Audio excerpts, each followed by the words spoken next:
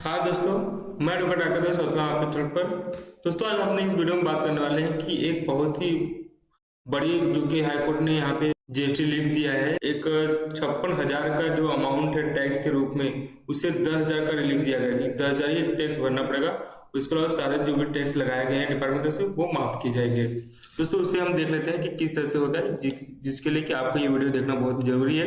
अगर आपके केस में कभी ऐसा होता है तो आप इसके जरिए आप यहाँ पे अपने पेनल्टी को कम करा सकते हैं। तो चलिए दोस्तों चलते हैं अपने वीडियो में। तो इससे पहले अगर आपको हमारा कोई भी सर्विस लेना हो, जैसे कि जीएसटी रजिस्ट्रेशन, एमएसएमई रजिस्ट्रेशन या और भी अदर कंप्लायंस हो, आईटी रिटर्न जो भी फाइल करना हो, तो अगर अदर कंप्लायंस हो आप कराना चाहते हैं तो आप हमें डिस्क्रिप्शन में हमने लिंक दिया है वेबसाइट का, वहां से कर सकते हैं, या हमने डिस्क्रिप्शन में नंबर दिया है वहां से भी कॉल करके कनेक्ट हो सकते हैं।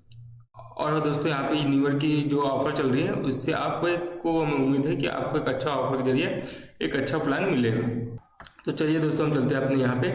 तो यहाँ पे सेक्शन 122 और 126 को इनोवेट किया गया है। तो दोस्तों यहाँ पे बताया गया, देखिए यहाँ पे 25/2021 where are the order penalty was passed imposing a penalty of 28,476 rupees towards CGST and 28,476 towards SGST in purported exercise of power under section 122 of GST act. तो इसमें बताया गया दोस्तों कि 128 जीएसटी एक्ट के तहत यहाँ पे 56,000 टोटल सीजीएसटी और एसजीएसटी को मिलाकर 56,000 का पूरा पेनल्टी यहाँ पे इशू किया गया था। लेकिन प्रैक्टिशनर ने क्या बताया यहाँ पे, लेकिन दोस्तों यहाँ पे जो प्रैक्टिशनर बताया कि जो सेक्शन 122 के सब सेक्शन 1 के तहत जो अकॉर्डिंग लगाया गया पेनल्टी की नोटिस दी गई है, हैवी पेनल्टी लगाई गई है, जिससे कि ऐसा प्रैक्टिशनर का कहना है कि जो भी मिनिमम पेनल्टी हो उससे यहाँ पे इनिशिएट की जाए।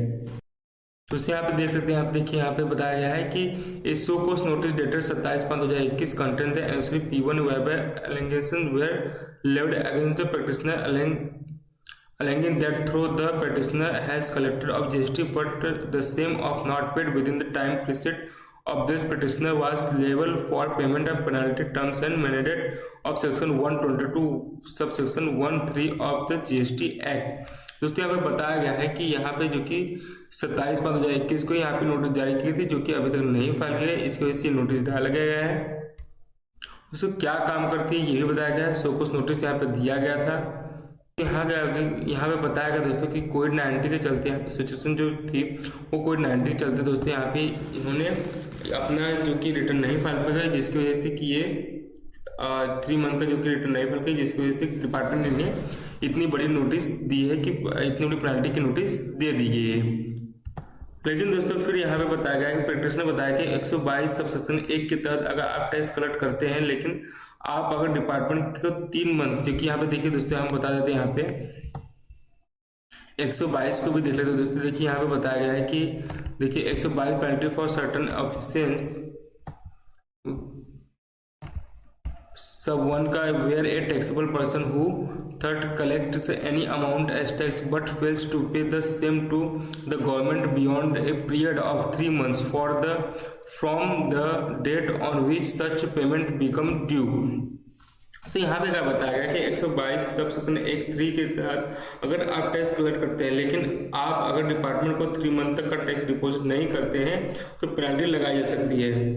लेकिन जो कि यहाँ पे जो बताया गया है दोस्तों कि लगाया जाता है, जैसे कि अगर आप R1 भर रहे हैं लेकिन 3B नहीं भर रहे हैं, तो आप यहाँ पे R1 भर के तो कर ले रहे हैं कि मतलब हमारे टैक्स इतना हमने सेल किया, टैक्स हमारा इतना बन रहा है, लेकिन जब तक आप 3B फाइल नहीं करते हैं तब तक आप यहाँ पे टैक्स कलेक्ट नहीं करते हैं। टैक्स यहाँ पे आप डिपार्टमेंट को नहीं पे करते हैं, गवर्नमेंट को नहीं पे करते हैं। तो जो भी टैक्स की मात्रा है वो 3B में दोस्तों R1 में नहीं है। जैसे कि अगर आप चलान जमा करते हैं तो चलान जब आप बैंक में जमा करते हैं, इसका मतलब ये नहीं कि जब आप चलान जमा किए तो आपने टैक्स भर दिया, नहीं। जब तक यहाँ पे 3B में सेटिस्फाई नहीं किया जाएगा जब तक यहाँ पे 3B में सेट अप नहीं किया जाएगा तब तक आपका समझिए टैक्स यहाँ पे पेमेंट नहीं हुआ है।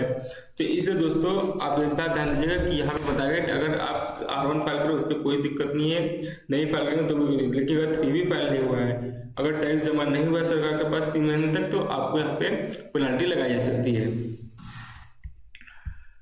फिर दोस्तों इसमें क्या बताया गया, सेक्शन 22 में में मैंडेट है कि लेकिन अमाउंट सेटिस्फाई नहीं किया गया। दोस्तों यहाँ पे क्या बताया गया है, A counter affidavit has been filed by the state satisfies the order impose penalty against on the strength of the mandate of section 122(1)(3) of the act. In the counter affidavit filed by the respondent, it has been retired that in terms of the GST R1 filed of the practitioner।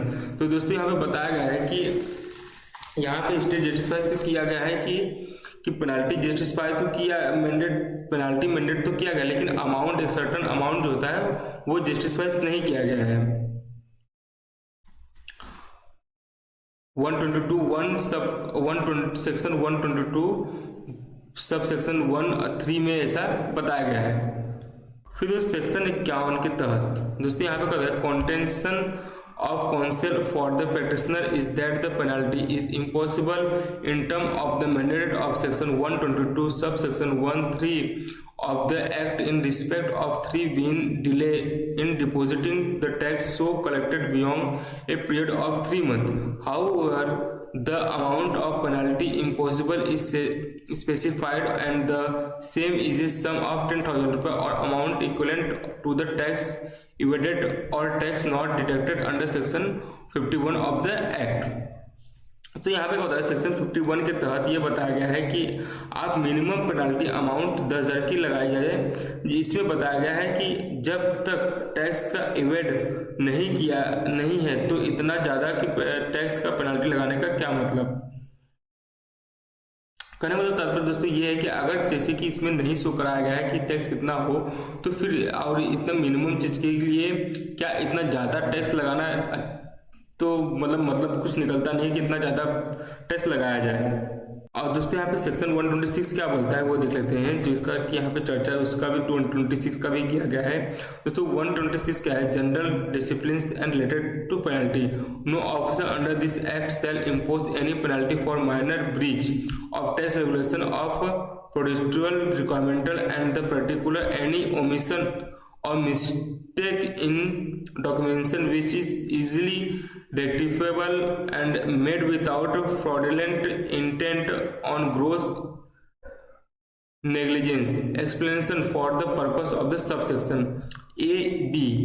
A breach shall be considered and minor breach of the amount tax involved is less than 5,000 rupees।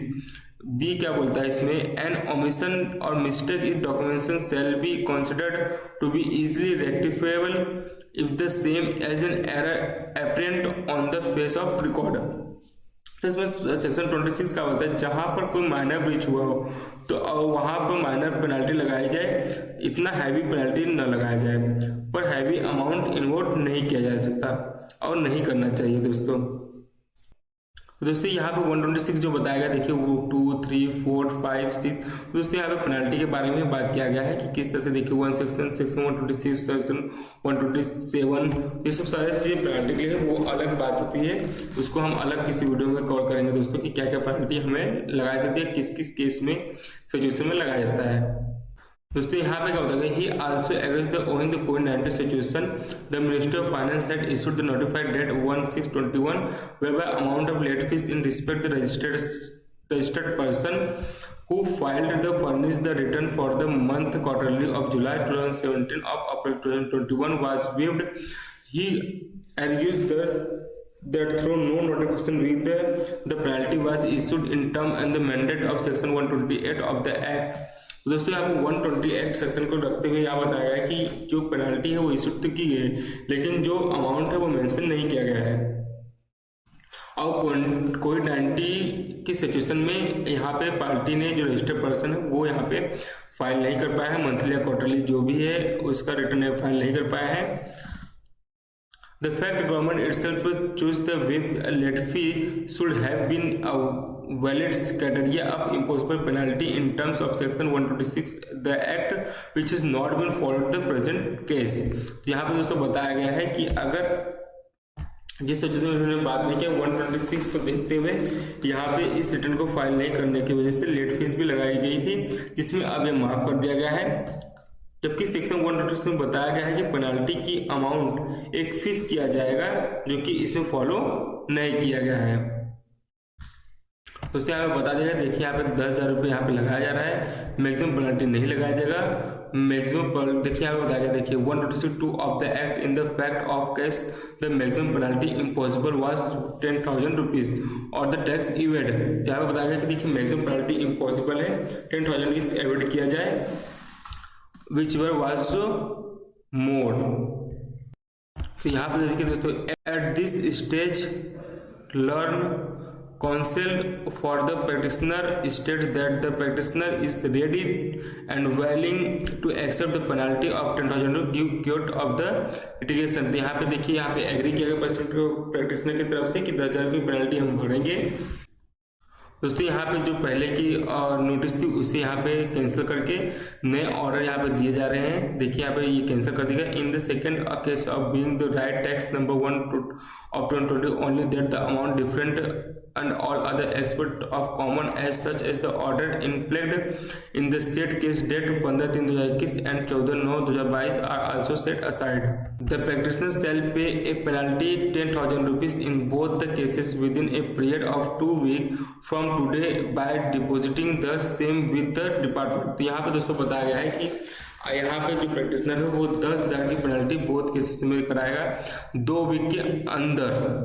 Today deposit with same the, मतलब today का भी दिन लिया जाएगा, आज से लेके अगले 2 हफ्ते के, मतलब इसी दिन यहाँ पे डिपार्टमेंट को ये पैसे जमा हो जाने चाहिए। Both the right practitioner stand disposed of the above terms. दोस्तों यहाँ पे देख सकते हैं कि आपने यहाँ पे ये चीजें कवर की हैं। ये बहुत ही टैक्स पेयर के लिए बहुत ही इंपॉर्टेंट टॉपिक है और इस केस को भी, ये इंपॉर्टेंट केस है, इसे ध्यान में हमेशा रखना चाहिए और रखें दोस्तों। तो हमें ये उम्मीद है कि दोस्तों आप ये वीडियो को भी शेयर जरूर कीजिए जिन्हें ज़रूरत हो। देखिए यहाँ पर नोटिस तो बहुत तेजी से आ रही है, जिससे कि हो सकता है कि ये रामबाण एक हो सकता है आपके लिए नोटिस के लिए, तो उसे सामने वालों की ये जरूर शेयर करें जिससे कि उन्हें ये लाभ हो सके या इसका बेनिफिट मिल सके। तो यहाँ पे देखिए 126 सबसेक्शन 2 में ये बताया है कि मिनिमम मैक्सिमम 10,000 तक ही होना चाहिए, या तो फिर जो डे बाय डे जो पेनल्टी लगती है वो लगाना चाहिए। तो जो भी इसमें से ज़्यादा हो या जो भी सुटेबल हो उसे ही यहाँ पे इशू करना चाहिए। तो उम्मीद है कि आपको हमारा वीडियो अच्छा लगा होगा, और अगर वीडियो हमारा अच्छा लगा तो सब्सक्राइब जरूर कीजिए। बाकी मिलते हैं अगले वीडियो में।